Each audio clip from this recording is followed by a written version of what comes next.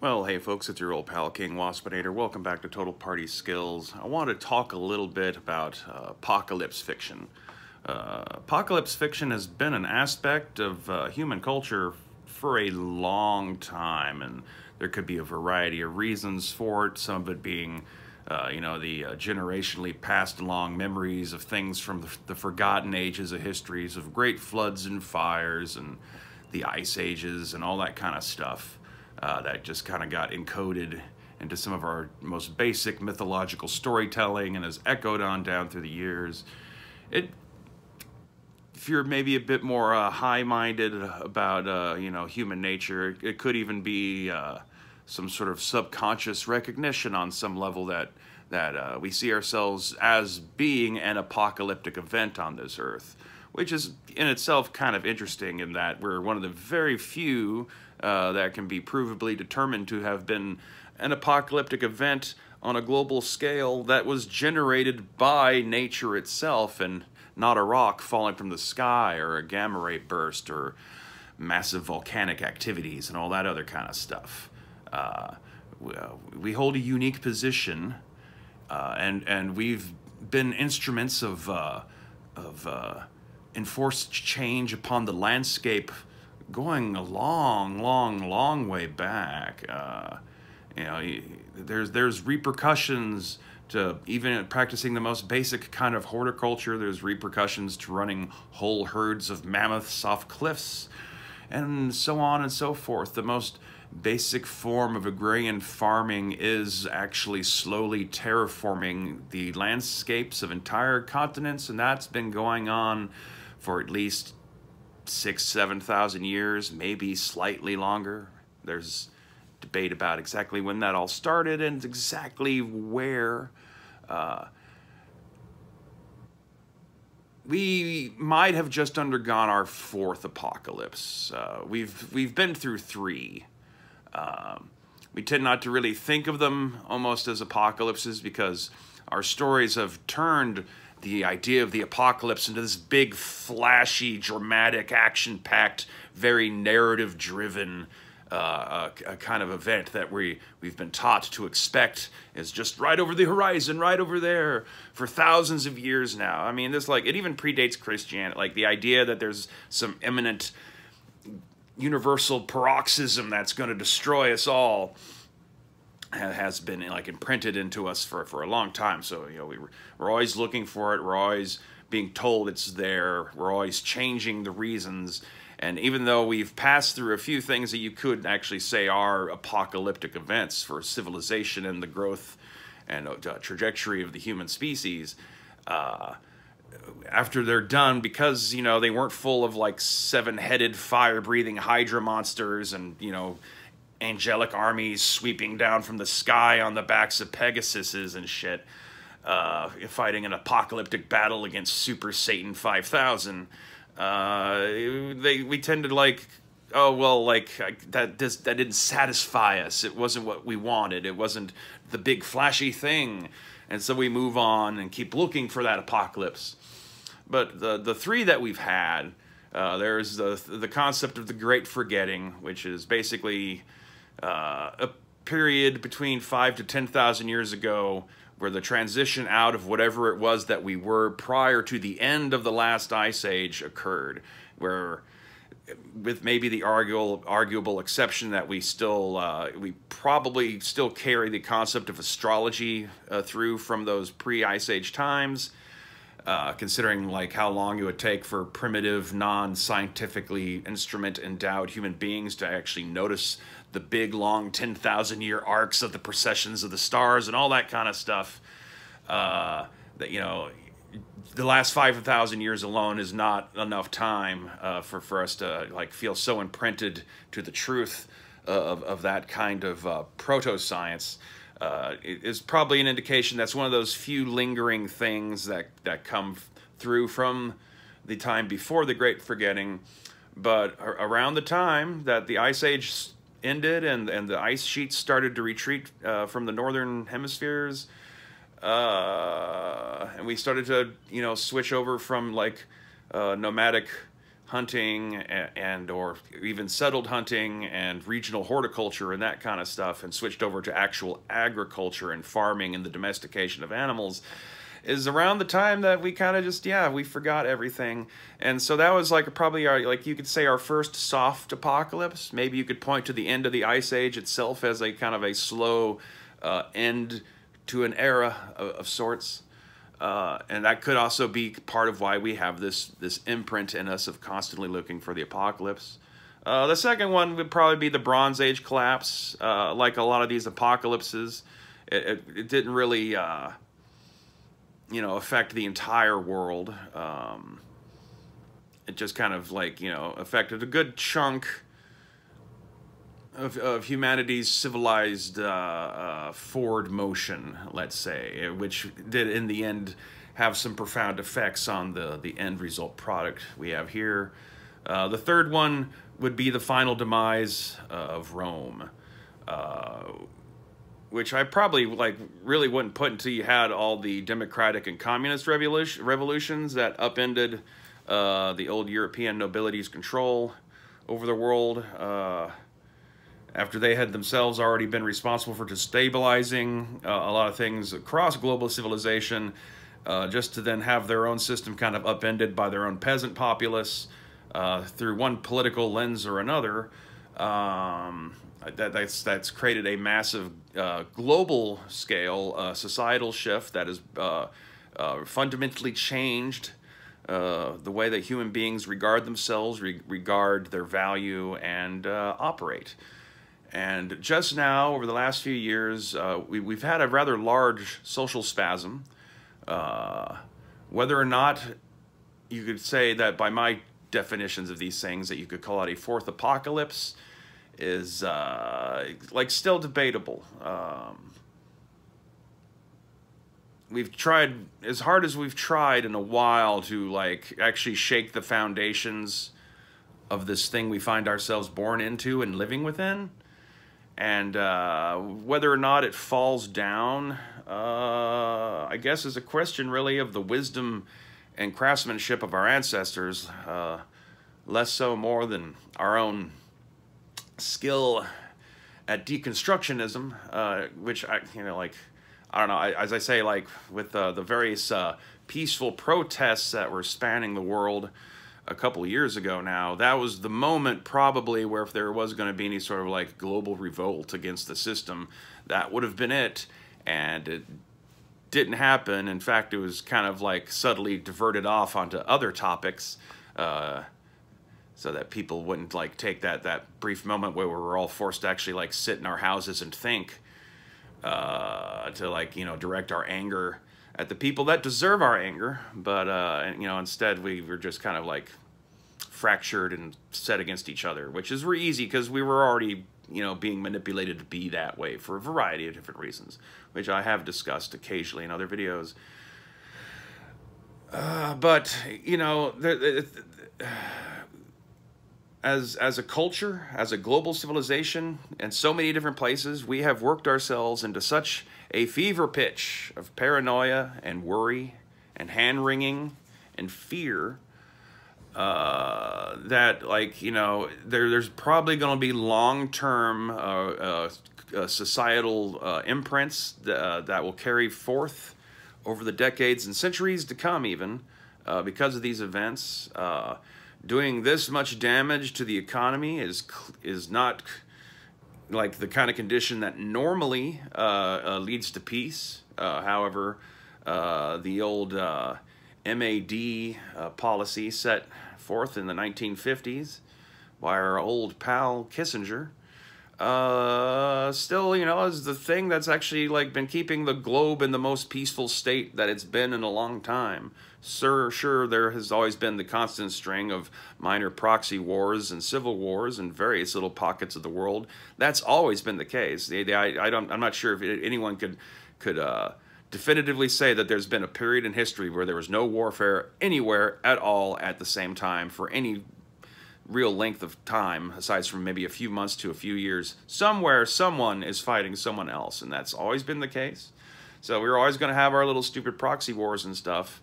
But the fear of ultimate global annihilation, has prevented most of the big dog nations from going at it, and will probably continue to function in that way. However, as I say, like, we've done the best we can to shake the foundations of everything that's holding this up. And so if there's a point where there's a collapse point, it will be imminent, but the more time that passes, the more likelihood that it, like, okay, yeah, the system that we so love to decry, was built enough to actually have withstood this damage. I'm just not quite sure if we're really to the point where we can say for sure which is exactly the case. It could just be that long, lingering moment before the building finally gives out and falls down, kind of a thing. But even if the system stays up and civilization remains up and running, and we don't have some, like, global blood orgy kind of shit going on in our near to mid-near future, this is still going to have had, like, profound effects on how we view life and our role and the value of humanity and all that other kind of stuff. A lot of the views being expressed from all quarters are quite worrisome. I feel like everyone's painted themselves into little corners of rhetoric that really has, like, only one way out of that corner, without having to admit that you're lying or wrong or full of shit. Either you're just gonna have to forever just remain in that corner, or you're gonna have to do the hard thing that's gonna make you the villain to get out of that corner and try to preserve your personal sense of honor, or you just have to admit that you're an idiot who painted yourself into a corner with words for no good fucking reason at all. It would be best if we all learned how to take that third option, obviously, for a lot of reasons. Not only just for our own personal mental sanity, if we're just gonna verbally isolate ourselves with rhetoric, and we'll never, like, admit that we're wrong, but we don't actually have the balls or the convictions to, like, do the things that are implied by taking these kind of hardline rhetoric that a lot of people seem to have now taken because of just, like, really dumb, insignificant things. We've allowed ourselves to be, like, manipulated into this state. And it scrambled our minds. And it didn't just start with the whole pandemic thing. The pandemic thing was a manifestation of this effect, which started when the temporary emperor of the world's global hegemon was briefly a huckster, real estate guy, and casino mogul who also had a game show. Ignoring anything else you have to say about agreement or disagreement or grievances with politics, just the sheer sake of the fact that that had, like, occurred, didn't just, like, affect America's psyche, but it's rippled out across the planet, and has caused enough people, a critical mass of people, to work themselves up into this state of mental panic, which then also caused another segment of people to start to work themselves up into the state of constant mental agitation. And then, like, you throw, like, a perfectly primed society in the middle of a big high-stakes election, and now there's this brand new plague. Oh my, we do love our little legends about plague and stuff. Oh God, we throw that in the mix. We can pretty much, going forward, like, we can reset the global calendar to start year one at the year 2020 if we want. In a way that might work better than the AD CE thing, because it is actually, like, a point of reference that everyone on the planet can actually, like, pinpoint and agree that that happened and is relevant to them somehow. When the pandemic started, that's when we're going to start our new calendar, kind of thing. And you know, when people like work themselves into these sorts of mind states, both in just of this like the fear that they've allowed themselves to embrace, the paranoia that they have for everyone, and then you just stay like under a pressure cooker of high intensity, you know, kind of a state of mind for enough time.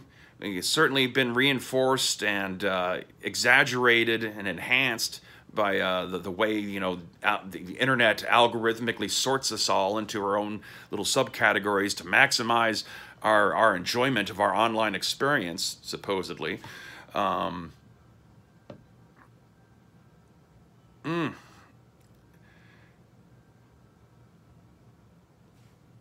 It's a perfect storm. And it's going to cleanse our memory of who we've been. We were already kind of like forgetting what things were like. There already is a sense of the before time. And if that doesn't mean that this relatively minor plague that barely kills anybody in the grand scheme of things has been a more apocalyptic event in our society than the bubonic plague that demonstrably killed a buttload of people on several continents by the time it was all said and done. Weird. Like, this is like, I think one of the things that's strangest about this apocalypse, if you're willing to, you know, accept that framing for what has just occurred, is that it was like so self-inflicted. A microcosm of my own thing I said at the beginning there about, like, on some subconscious level, our fascination with apocalypse fiction could very well be like some deep recognition of the fact that we are the apocalypse. And here it is, here, you know, at the end of time, whatever, 150, 300,000 years since just our particular flavor of human being has walked the earth. And we've had our fourth society redefining apocalyptic change because we kind of just talked ourselves into it for you know, reasons. Like, we've been through way worse. Our ancestors were once heroes, man. Like, every last human being on Earth 10,000 years ago was one of the most badass motherfuckers to ever walk the face of this planet. All of them very highly responsible for themselves and their companions, and responsible for the future, and you know, willing to knuckle under and do all sorts of just hard, horrible shit that none of us has had to face ever since we started farming and building cities, let alone what we face nowadays in an era of microwave television and, you know, pizza by delivery and DVD-omatics and flying cars. You know what all got me thinking about this is my wife had said something about taking a nap and wake her up when flying cars are a thing, and I was, of course, reflexively have to be the nerd and be like, well, actually, you know, helicopters are flying cars. And then she's like, no, they're not. People have been telling me about flying cars my whole life. And I'm like, yeah, because the future wasn't as flashy and narrative-driven and action-packed and zazzy as we were told it was going to be in stories. And so that when it happened, it felt a little lacking, and we didn't really quite realize what it is that we were living through. The 20th century was the future. It was that great high-tech civilization of weird people with strange crystal devices that allow them to transmit their voices and images across the planet, and with flying vehicles and, you know, magic wands you can point at people and kill them from a mile away, and we could fly, and we have, you know, mobile castles and giant floating cities. We made all that. It just doesn't quite match the storybook image in our head when we first conceived these things. You know, the 20th century is that great civilization that arose from the apocalypse of, you know, the great global revolt against the aristocracy that occurred a couple of centuries earlier at the end of the colonial era, or the beginning of the end of the colonial era, perhaps might be a more accurate way of framing it. But, like, this is just, like, so panic-driven and pathetic. Perhaps the old Greek storytellers like Homer were right, and that every generation of man is lesser than the last. Stay waspinated.